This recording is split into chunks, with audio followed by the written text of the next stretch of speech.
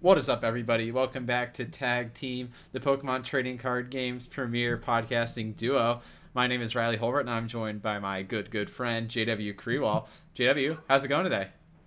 It's going pretty well, Riley. I just heard my wife scream upstairs, so I hope everything's okay. Oh, no. Well, do you need to investigate the root cause you said scream? No, I think she's playing games with some friends. Don't be alarmed, but Okay. I'm sure everything is okay. Yeah, spoken like a true loving husband. What's going on with you? Not a lot, man. Not a lot.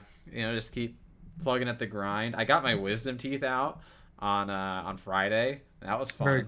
cool. Just the top ones. My bottom ones were removed a long time ago, actually. Okay. As like a Why the pre-braces delay? procedure. Well, the other ones were just for prior to braces, and like the top ones, they honestly weren't even a problem. I probably didn't even need to get them removed. But Gotcha. I have pretty good insurance, and I had a referral from my last dentist appointment. Um, so I just ended So up why going. not? Yeah, Yeah. they had some pretty good like procedures in place for COVID, like as good as you can get for being an oral surgery place. Yeah. And didn't end up too loopy. No funny videos or anything from it. I just had a crown put on. Yeah.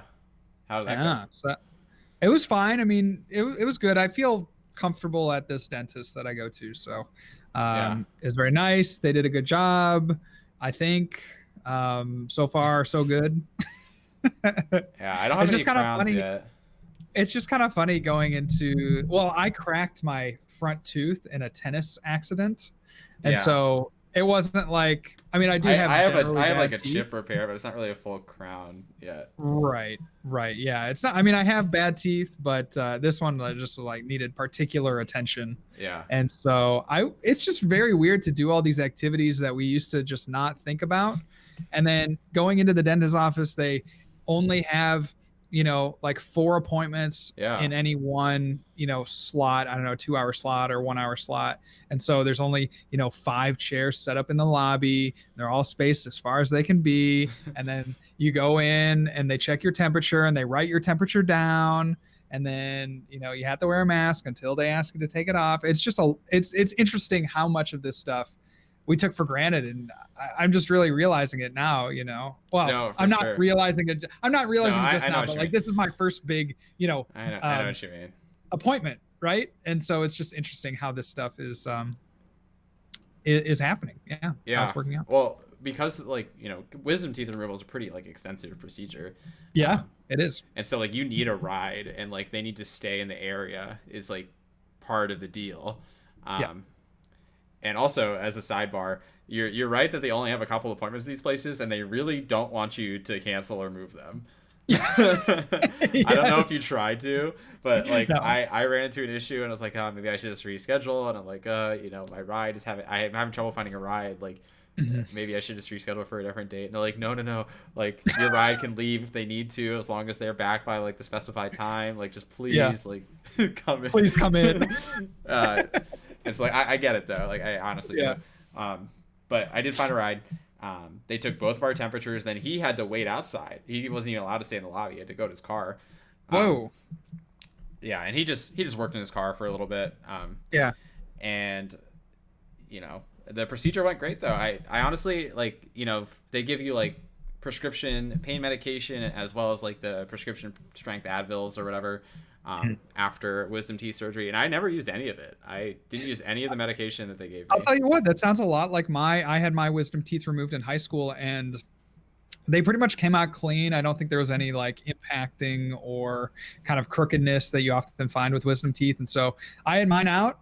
I waited like probably 5 hours, and like that night I was eating soup and I Yeah. think I ate a sandwich that night. Like I ate I was soups eating and foods. ice cream for like the Yeah. first day. I probably didn't need to on day two. I just had leftover soup and ice cream. So- but then after that, I was fine, and like I never took even like a regular Advil. I Yeah. felt pretty good the whole way. Yeah. I was very paranoid about dry sockets. Um, Yes. and so like I've been messing around with like a harmonica recently and like playing that, and that's been fun. But like I was really afraid that it would give me dry sockets. They tell you like not to even use straws, right? And so I'm Yes, like, is the act of like sucking on the harmonica, because like there's an inward motion for harmonicas. there I was is. like, is that going to give me dry sockets or something? I don't Right. Oh, know. that's hilarious. So That's so funny. I yeah, hadn't even thought about that. Yeah, of course, playing harmonica could give you dry sockets. yeah. So it was pretty messed up. But and mostly just my mindset. But it's been fine. I'm just eating normally now. Um, I I did as like a tick before, I used to like poke it with my tongue where it was like sticking out, and now it's gone, and that feels kind of lame. you Yep. know, I don't know if you ever did that, but I whatever. absolutely. Dental procedures aside, here we are, just mere hours ahead of the Darkness Ablaze set drop, Yeah. and honestly, it feels like Darkness Ablaze is people don't even seem to care that much anymore. I don't know. I don't know, I don't see man. anyone You're talking about it on Twitter or anything. No, you're right. You're right. I think there's just a general apathy, and then you're seeing it with like the PTCGO bugs. But But I'm that pretty, is one thing I did want to talk about for I, sure. but I'm pretty excited with Darkness Blaze. I think it's going to open up a lot of new things in the format. Primarily, we're going to see the rise of Pokemon VMAX, which I'm really excited about. We're finally kind of stepping into this new generation, right? They introduced VMAXs, over the course of the last two sets, but now we're actually going to see VMAXs be kind of a focal point, I think, of the Yeah, metagame. Certainly post rotation and potentially even in this kind of awkward 2 week format. for And sure. so that's what I'm most excited about, to see which VMAXs come out, because I think there are some VMAXs that get hugely buffed by some of the new cards that come out. I think primarily of the VMAX that I'm most interested to test that I haven't seen anyone talk about, and that's Stone Journer. But there are some other Is that just VMAXs that because I of the think, symbol in the top right of that card, or yeah, basically, I mean, think of another VMAX that has that fighting weakness that you would rather play. I don't know I don't that I know. can think of one. There probably isn't. So, in any case, there are some VMAXs that I'm really excited to just try to figure out. Like, the biggest thing for me is trying to figure out like a Rose engine. Yeah, Rose is cool. That is a cool card. So Rose is cool, and that's what I want to really test out, and that's going to probably be my first like couple of days with the new format, is just trying to figure out how Rose can be effectively played, because I do think we'll find like the package. You know what I mean? Like, is it going to be with Sil Valley? Is it going to be with Rose Tower? Are you going to play a heavy count of Rose? Are you going to play a light count of Rose? What's the support Pokemon that you need to make that work? Do you play a Rangaroo or not? There are all these questions are surrounding Rose and how to effectively use it. That for me is going to be the biggest question heading into this, new set, this new metagame, this new format. Yeah, the only other fighting deck I can even really think of besides the um, God, why am I forgetting its name right now? Stone Journer?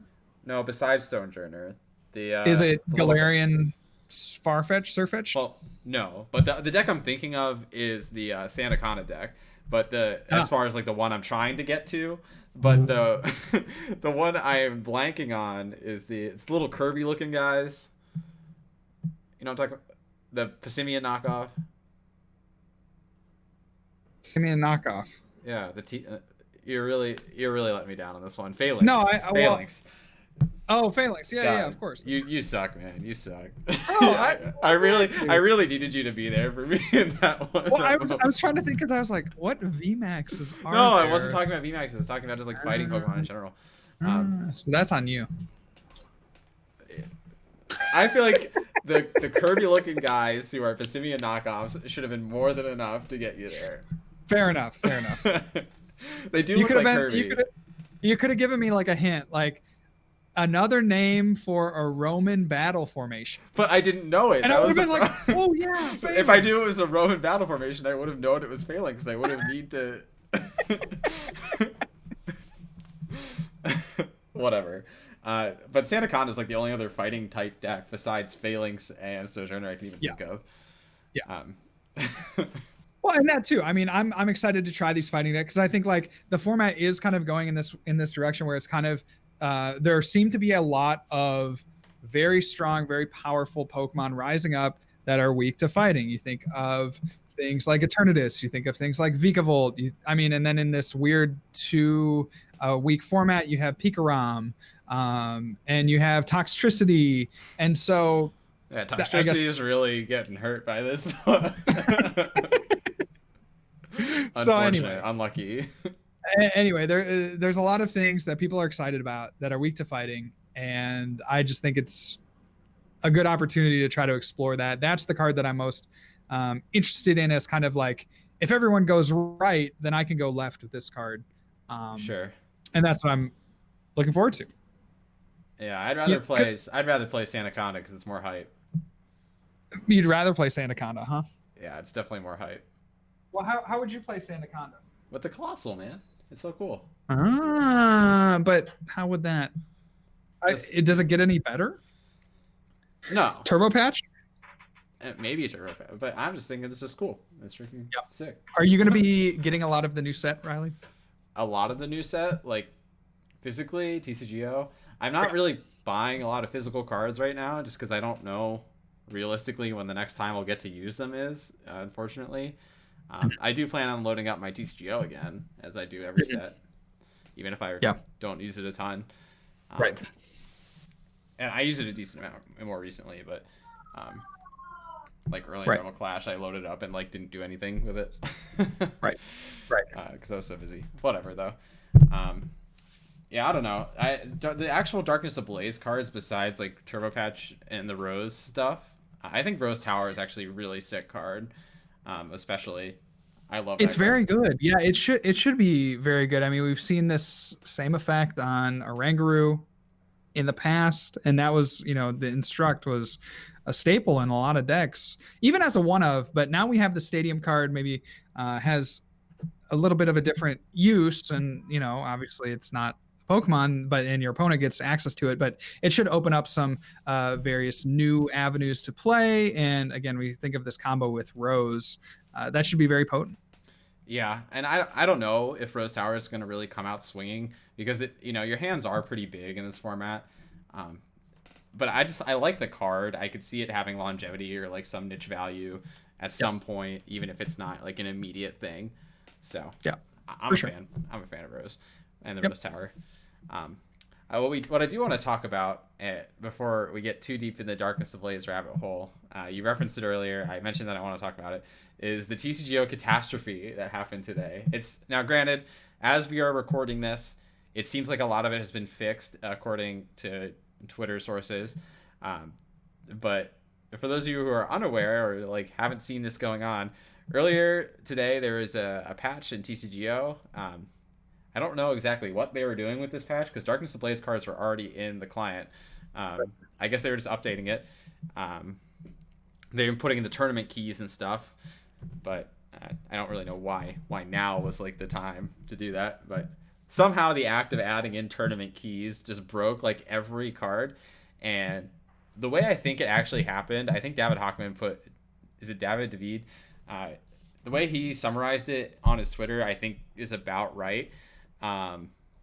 Where these cards are basically storing like variables of what they're pointing to. Like if you scoop up net, the scoop up net is storing that it's pointing to like a Zigzagoon, and then it acts upon that storage. But it seems like individual copies of cards were like permanently storing its target. So if you recycled them with like a VS Seeker or a Sableye or an Oranguru, it would continue to target that original target no matter where they were. If they were in the deck, if they were in the discard, if they're in the prizes, in their hand, like the effect would carry out no matter what. So there was these crazy clips, and if you haven't seen these, you have to just scroll through Twitter and look on these, everyone who's listening. But Scoop Up Net was scooping up entire boards. People were playing Clay, and it was discarding all of their prize cards. People were weldering like Pokemon from their discard pile. It was absolutely insane. Yeah, things were going on that just, it made the game unplayable, but it was pretty funny. Some of the stuff that was like, I love the one where a guy played an AZ, and it just scooped up his entire board, and he just lost immediately. Like, that's just so funny. It is so funny, and I don't know how tournament keys played into that, but Sure. Sure. I'm Yeah. kind of glad it did because it was very interesting to watch. I was cracking up today just throughout the day watching these crazier and crazier clips that people were making online. Yeah. I think one of Yeah. my favorite ones was this guy, like, he stored a bunch of clays and he clayed away his prizes except for one and then used first GX to take the last prize. That's so busted. That's like a turn one win every time. It was so funny. And another one that I really liked was the clay got rid of all the guy's hand and all of his prizes. And then every card he drew thereafter went into the prizes. So he had like 10 prizes or something. Well, kind of, but like the prizes also became invisible. so so they were just kind of like going to the Nega realm or something. Like, it was insane. That's wild. That is wild. Needless to say, some major patches were needed. It seems like, as of the recording of this video, that most, if not all, have been taken care of, which would lead me to believe that they either had like an all hands on deck, like emergency coding session, or that it was a minor error that just kind of interacted with the game in a way that they could have never predicted. And Yeah. it's unfortunate that it happened, and like it's kind of scary to think that, on the eve of a set release, that all this stuff could go wrong. I mean, it just makes you think about, if they have with, and it's strongly implied with these tournament keys that they'll have many more tournaments in the future. It's just really scary to think that they could patch something that would completely ruin the game and render it unplayable.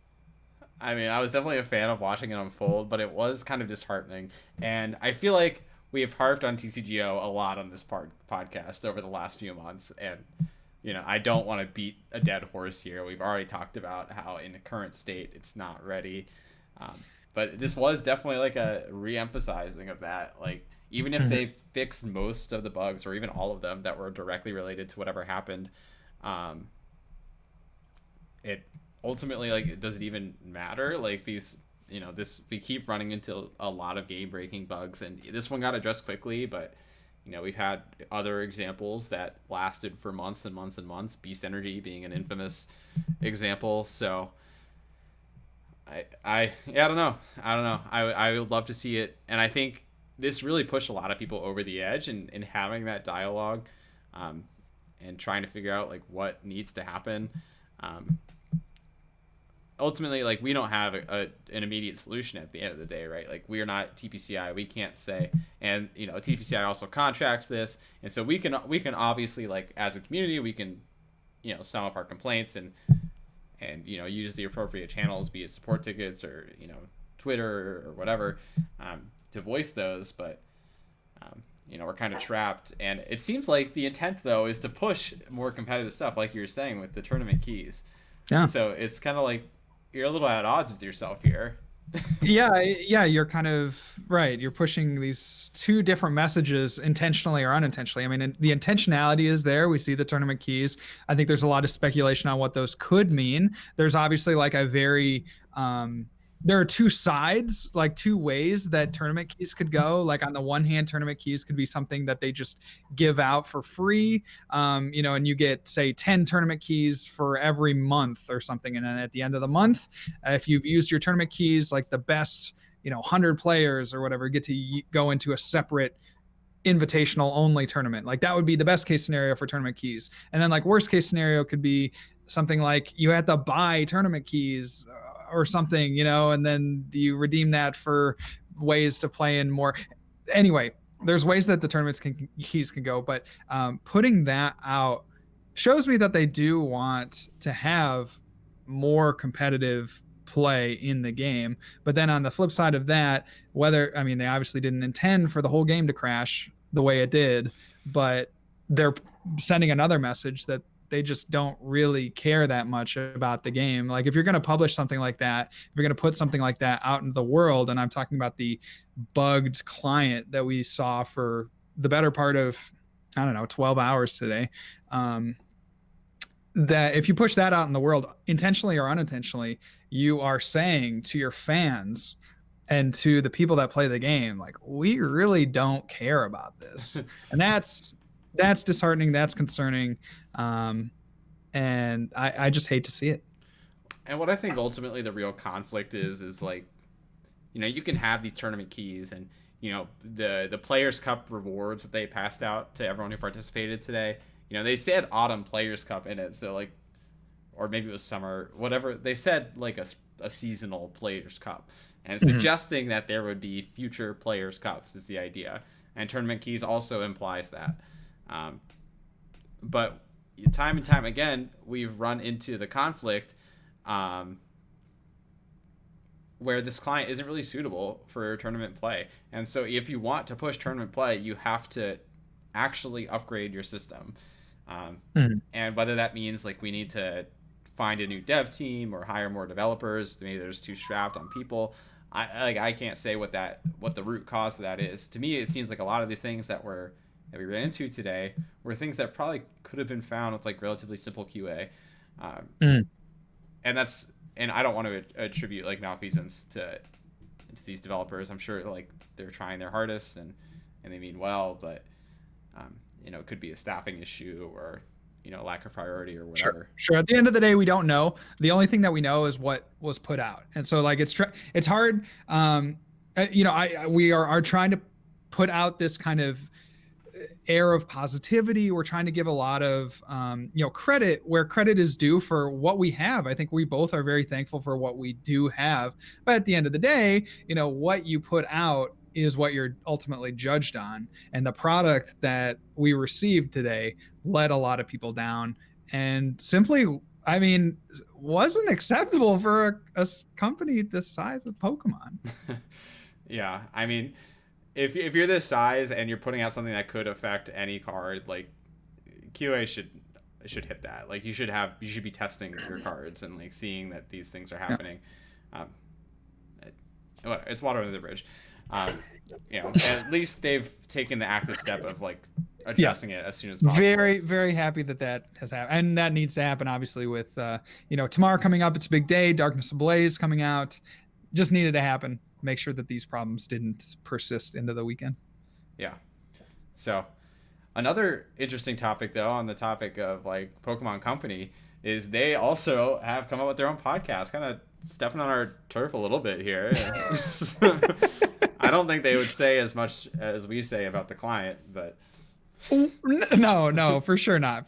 But yeah, this is a very cool thing. If you guys haven't heard, there is a new Pokemon trading card game, well, not exclusively trading card game, but trading card game podcast that comes out every Wednesday, and it's on Twitch and also on YouTube and also on Spotify, Google, and iTunes.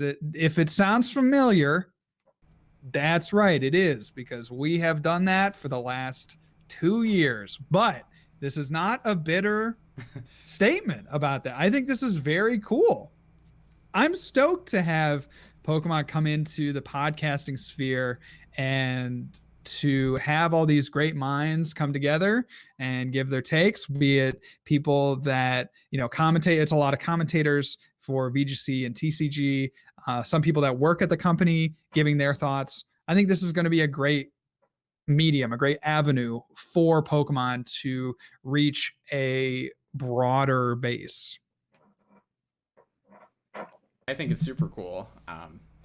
I appreciate Pokemon's willingness to like not only take advantage of sort of like quarantine home time, and if you saw any of the podcasts today, like people are recording from their homes and like there's a lot of production value going into it. Like they're trying really hard to take advantage of the people who know stuff about the games that they have at their disposal, I guess you could say. I don't. Disposal sounds kind of worse than maybe I intend, but sure, it's super cool. I appreciate them like trying to delve more into content. It harkens back to some of the more recent articles that they've done that's been run by Chris Szymanski, Stefan Ivanov, like these really good players that they pulled in to do these articles, and now they're pulling in some of their more familiar faces and their staff to do this podcast. And I haven't listened to the episode yet. I have seen some clips of it. I think it's cool. I think it's really cool.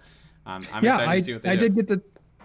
did get the chance to listen to part of it today. I skipped ahead to the TCG portion, and I thought, it was a great overview of the metagame and kind of unique decks and maybe things that people weren't expecting if they've been following along over the course of the last few weeks in the Players Cup. I thought it was well done, for what it is, being this kind of metagame podcast. I hope that they do branch out though and explore different topics. It seems that it's going to be a seasonal cast for these kinds of Players Cups if they do decide to have future ones. And so there is an end date to this. I believe it was September 9th is what I read on Pokemon.com. But even so, it would be kind of cool to see this kind of be a year-round thing where they maybe go into different topics instead of just making it 4 episodes based around Players Cup and that's it. Would like to see them, much like this podcast, go into some more unique, interesting topics. Yeah, I'm guessing that they're gauging as well, like using this time to figure out what exactly they're getting out of it and if people are consuming it. And I don't know if these are like pre-recorded and they've because there is a lot of production value from what I've seen. Right. But, regardless, I think right now they're doing a trial period. If it's wildly successful, especially if they do more Players Cups in the future, I think there's a pretty easy opportunity for them to continue that effort. And, they have the framework all there. It'd be a shame to see them work on all that and, kind of put it away. Yeah. Well, I think also that if you're listening and you love tag team, then, I think there could be opportunity for collaboration in the future. How cool would that be for us to be with, play Pokemon, do either hosting one of their podcasts or being on one of their, that'd just be so cool. I'm excited for that and just kind of the possibilities, not just for us, but for fan and player engagement. I think it could be really cool if they bring in, certain people. I would love to see top players be interviewed or just put in maybe unique settings that only Play Pokemon can bring about. Yeah. Yeah, I'd love to see them use the resources that they have and to their full extent, right? But we do say a lot of trash about TCGO client, so maybe we're not the best candidates. Have we dug ourselves too big a hole? We might have at this point. That being said, I still think it's a cool endeavor. I'm excited to see them carry that out. It's kind of tough. People were criticizing it on Twitter. I felt kind of bad because, the teams who are working on these podcasts are not the same teams who are working on development for the TCGO client. Right. It seems kind of unfair to conflate the two. Right. For sure. But regardless, I think it's fun. I think more people should, keep a clear mind about themselves. They're doing their best. The client itself is disparate from what they're trying to do with content and the tournament scene and all that. Oh, for sure.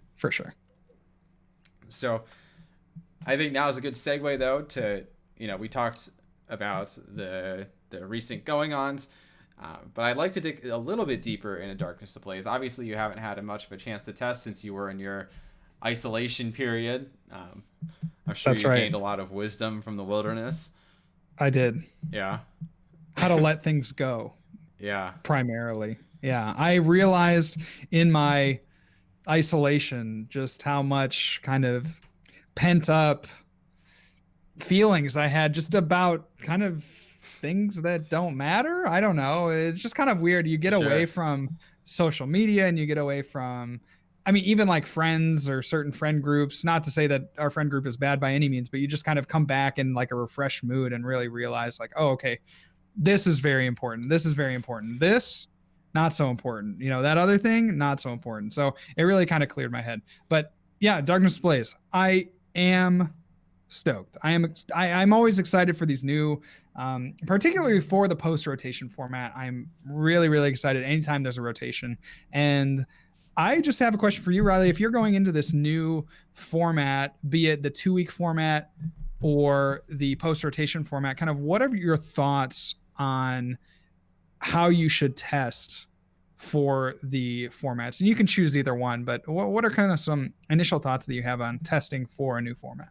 Sure. I think testing for a new format, you always start with what you know is good and works, and work from there, right? So, um, a good example is, heading into Worlds last year, you knew that Pikarom was going to be a huge factor and was clearly a good deck, regardless of what happened in Unified Minds.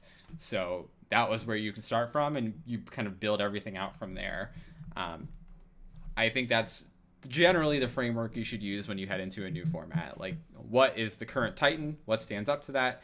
How do you deal with all that moving forward? And so in this format, what that would spell out as is a lot of these like Zacian variants, the Dragapult variants. Dragapult obviously taking a huge hit to the fact that Darkness Ablaze features the Dark cards. Yes. Aptly named set Darkness Ablaze. Yes. So, but still, like, those are solid archetypes that you can fall back on and serve as a basis for your testing. Even Pikarom still is like something that you can use as a basis for testing. Lost a little bit of footing, but still. And then from there, you can do sort of the build a deck archetypes. We've talked about this a couple times on the podcast, where there's clearly out of the set archetypes that you can utilize and work with. So classic example would be Eternatus VMAX with Crobat and Hoopa. That's clearly something that's being like set up for you. Like, take the hint and try it out. Right. So, take the obvious combos, work from there. And then once you start to get a feel for what's already good and what's changing in those decks, and once you get a feel for like the obvious choices and what works in them, then you can actually get into into the weeds and think, oh, well, okay, so Eternatus is really good. This is the engine that I've solidified for it now, having played it against existing good archetypes. Let's now try some of these counter decks. Let's play the Phalanx of the world. Let's play the Stonejourners of the world and the Sandacondas. And maybe you see that those decks are really good and they benefit a lot from this new card in the set. Well, then you can start testing out sort of more of the triangular kind of metas, where maybe there's some deck that beats those and Eternatus beats up on those. I think that's really the way that you have to dive into sets, is start with known quantities and expand your horizons from there. I think if you try too hard to immediately dive into the deep end, then you end up a little lost. And you can definitely get lost in the sauce. I was just going to bring that up, is that if you go too far in if you stray too far from the light, you're just going to be stuck like fumbling through the darkness. So I would... A very poignant quote there. I mean, that's good for Pokemon in life, really. But I would stay close to the chest, play the ADPs, play the Pikaroms, like you said, play the things that Pokemon is literally throwing at us that they want us to play. I mean, we saw, in Rebel Clash, Dragapult eventually turned out to be, a tier 1 deck, arguably the best deck in the format. That some people might say that it was the best deck in the format. And then I think we now are moving into, Eternatus being that kind of thing that, Pokemon just really wants us to play. And so go with those kinds of things, find the basis of what the metagame should be is the wrong word. I don't quite know how to articulate what I mean, but find the strong pillars of the format and then branch out from there. Yeah. Exactly, and that's exactly how I would like rephrase that or reframe it. The problem is, and granted, like, this isn't a slight. Like, if you want to dive into crazy stuff right away, that's fine. Like, more power to you. What I think is from an efficiency and like beneficial to your testing standpoint, not the same as like just playing for fun, and not the same as just playing the decks that you want to try out. Is that you start with those pillars, and what that'll help is when you get into more of the weeds and think of the crazy decks, when you build the Spiritomb decks of the world, decks like those benefit so much from knowing what the big decks look like, play like, how they act. Like, you can't form a good basis for how those decks should be played until you have the big boys ready.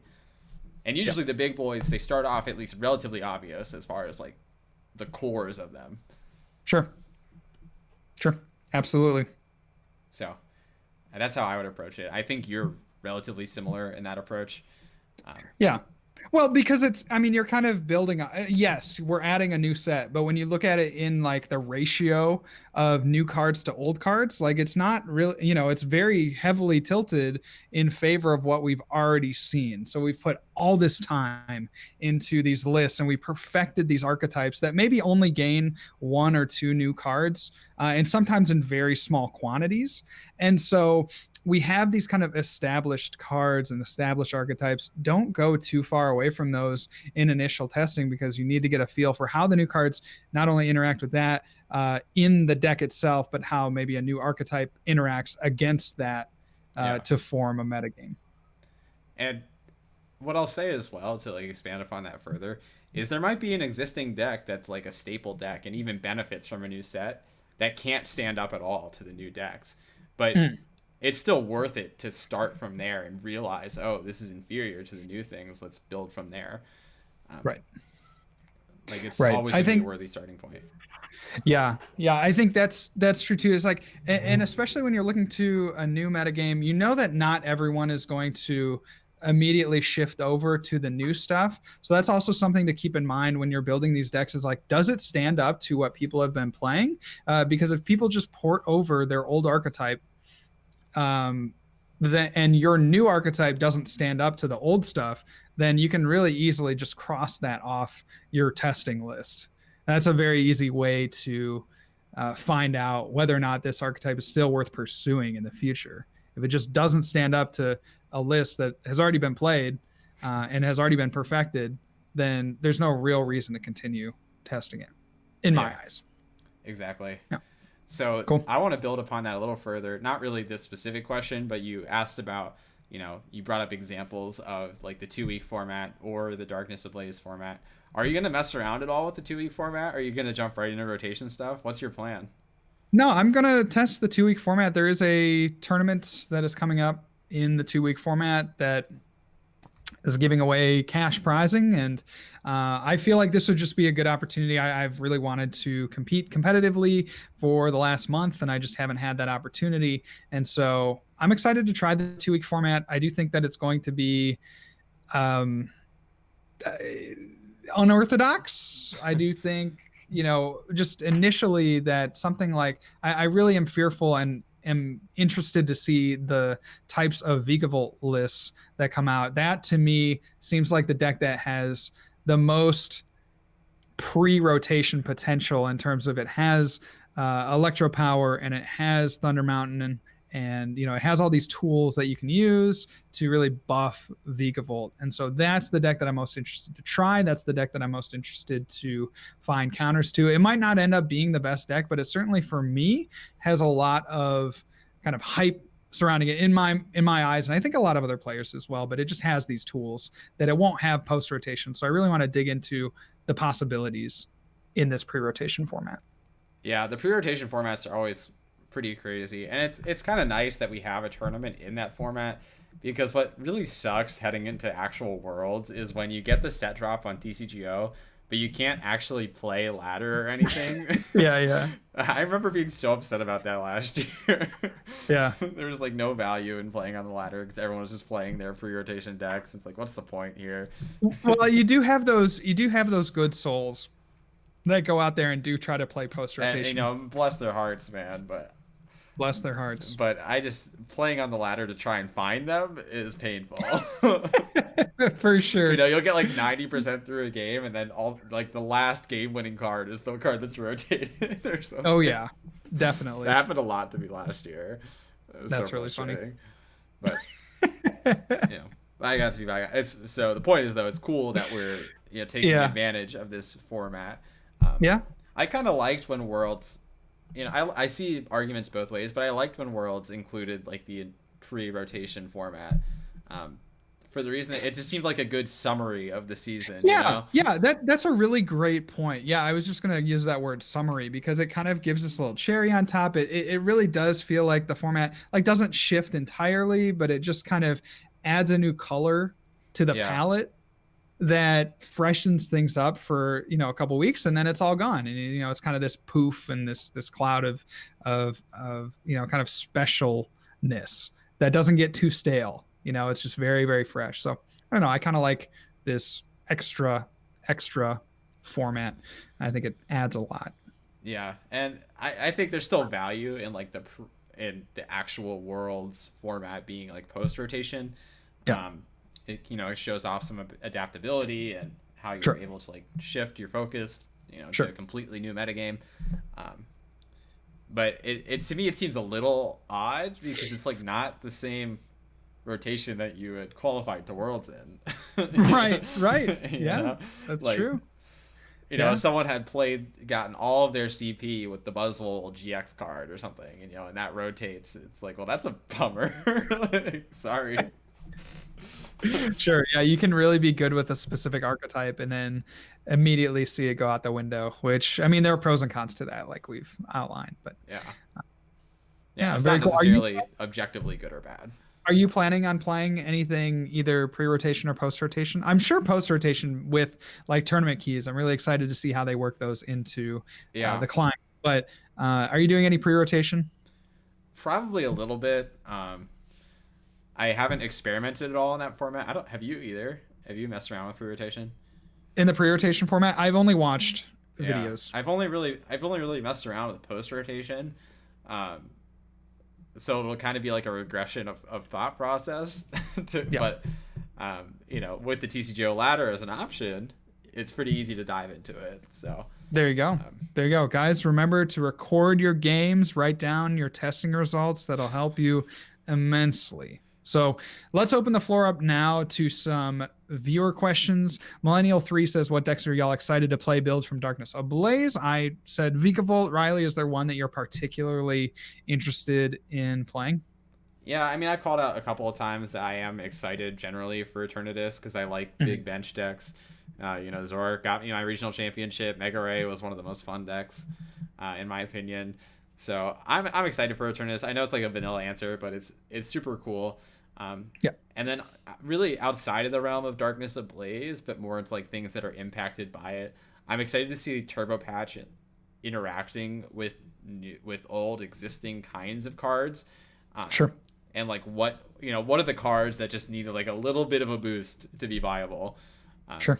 I'm excited to like dig into those as well. Absolutely. I love finding the we niche. also have a what's that? I love finding like the niche little cards, Yes.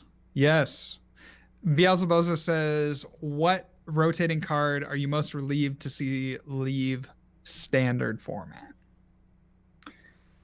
I think for me, Necrozma, man. Dustmane Necrozma. That was a meme answer. I think for me, actually, it's Jirachi Prism Star. That's like a little bit of an unorthodox answer. Like I know that they're probably realistically it's a Ren. When did Jirachi Prism Star come out? Celestial Storm. Yeah, I think so. Anyway, it's gone. So that's the one that I'm most relieved to see standard. Leave in standard. That's so funny. I didn't even think about Jirachi Prism Star as being a card that rotates. Right. Honestly, for me, it's probably Thunder Mountain. I hated that card, man. It made games feel so sacky. It was such a big swing, and stadiums were always so unreliable to actually search and find.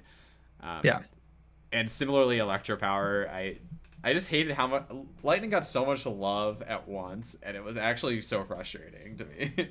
But I don't know. It never really truly dominate. I mean, I don't know what you would consider domination. I felt like it never truly dominated a format. Like it was never. No, it didn't. But I think in a lot of players' eyes, it was never. It didn't have to dominate a format for it to be frustrating when Pikarom just turn one hits like Thunder Mountain 3 Electro Powers and knocks you out. Fair enough. Like, and that's only enabled by like Thunder Mountain. Plus, like cards like Thunder Mountain and Electro Power restrict. I've talked about this a lot with like other cards, but like cards like that restrict the design space that all lightning types can live in, because they have to be balanced around Coco Prism, Thunder Mountain combo, until they rotate. So now like you can actually open up the floor for like interesting lightning type cards that aren't entirely revolving around getting a bunch of energy on the board. Yep. Which is what we've seen. Like every lightning card besides Toxicity has been about getting as much energy on the board as possible, pretty much. That's true.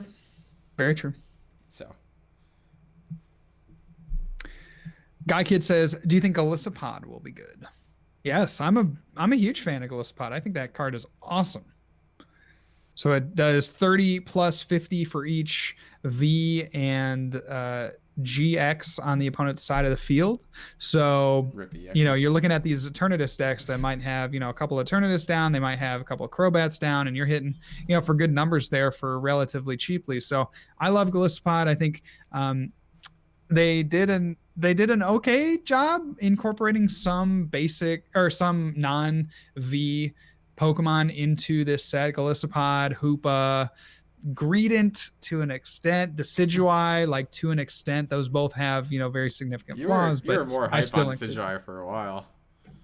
Well, it was really good. I think you just can't beat ADP, but it has a decent matchup spread.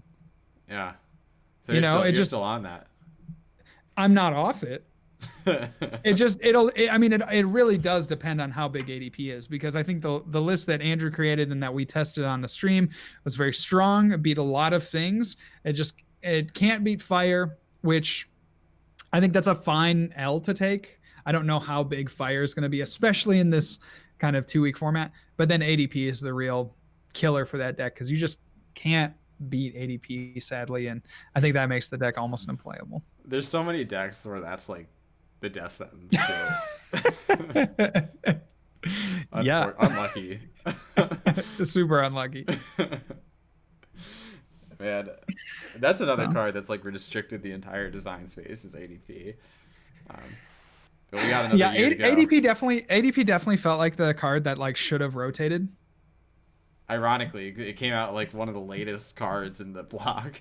Yeah, no, exactly. It feels like it's been in the format for so long, and it's still going to be causing a lot of problems here in future formats. It's the kind of card that'll cause problems until it rotates. Yeah, ADP is not even old at all. It came out at LAIC. Remember that? No, I don't really. Don't you remember all the hype of LAIC? You had the ADP Keldeos versus the Guzzlord Naganadels. And that was like the format for the and then Charizard won the whole thing. I do remember Charizard winning. I just don't remember a lot of hype for ADP. That's crazy. ADP was like the most played deck, and it just came out. Okay, so my problem is that oftentimes, like if I didn't play in that format, which I definitely did not play in that format, like I don't think I had a tournament in that format. I just will forget that existed. Like if it doesn't have a personal value to me, then I will just completely forget it existed. And I feel like I go through cards so fast and go through formats so fast, and I've been playing the game for so long that like my tiny little pea brain can only remember, very specific formats that either like I had a very good performance in, or that I like tested a lot for, and that just wasn't one of those. So in my brain, it kind of got lost.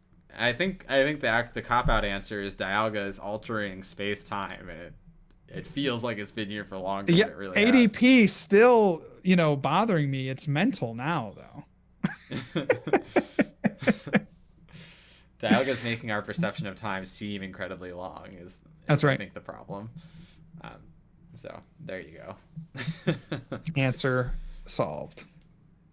Derek in chat asking, are there any meme decks that you'll invest some time into? It depends on what the threshold for meme is, I suppose. I kind of mentioned earlier, I want to play Sandaconda Colossal. I don't know if that extends all the way into meme or not. Mm-hmm. I think anytime you're using a stage 2 to power up something is probably a meme. At least right now, for sure. When it has a ability that's even remotely similar to Strong Charge, it's a meme. Like, if your stage 2 ability is like Deluge or something, maybe you can get away with not being a meme. But if it's something more akin to Strong Charge, I think you're doomed. Yeah. I'm excited, like we talked about in the earlier segment, just all the VMAXs that now have a have a viable way to accelerate onto themselves that isn't like an attack. I just think that that'll open up a lot of new possibilities for previously. They will probably still remain weak VMAXs, but there are a few that I just really think can take advantage again of this Rose engine. So meme, that would probably be the biggest meme, is to try to make every single VMAX deck work together. Yeah, yeah. Oh, yeah, together. Yeah, yeah, for sure. For sure. Like a 1-1-1 line, or a 1-1-1-1-1-1-1-1 line of every single VMAX ever created. This is what Pokemon intended. I think we found a perfect question to. Well, I have a second one, and then we'll loop back to it. So Okay. Merciless in chat asks, do you think Stage 2 Pokemon should be more powerful, maybe to withstand a Brave Blade, but not enough to really knock out a V or GX? Yes, for sure. Stage Pokemon are way too weak right now. The effort to put them out is not nearly worth the payoff for getting it out. Yeah, no chance. It's actually absurd. The cost reward there is so bad. Yeah, it's crazy that, like, you look at Decidueye, I think, is the premier Stage 2 to come out of this upcoming format. It has 140 health, which is, pathetic. which is half of ADP. It's absurd. All the hoops that you have to go through to try to get these guys out, and you don't really get much in return. So last question I wanted to cover is Mask Dave asks, have you guys put any more thought into Stonejourner VMAX with the Rose engine? Very excited to start testing it once the set drops. And so, Mask Dave, it sounds like you weren't here for the start of the cast, because indeed, JW Creewall has been looking at Stonejourner VMAX with the Rose engine. I mean, you look at it into, 200 damage, you're one-shotting Eternatus, you're one-shotting Vikavolt, you're one-shotting Pikarom and Raichu. You have a built-in tank ability. I don't know, you have access to Rose. It just seems like the pieces might be there for this deck. I don't know. I'm not trying to make like this big prediction on it, because I could be completely wrong. We get the card. I haven't been able to test this in the pre-rotation format yet, but it just seems like a combo that should work really well. Like it seems like that's the best VMAX Pokemon, and now the VMAX Pokemon, the best fighting type VMAX Pokemon. Yeah, it's a little incorrect, I think, to say. It's the best fighting type VMAX Pokemon, and now VMAXs get support. So if the metagame shifts more toward these fighting weak attackers like Vikavolt and Eternatus, then that should make a lot of room for Stonejourner. Broken. So if you take away anything from the cast today, keep your friends close and your Stonejourners closer. My name is Riley Holbert, joined by JW Creewall. Appreciate you all listening today, and we'll catch you next time. Peace. See ya.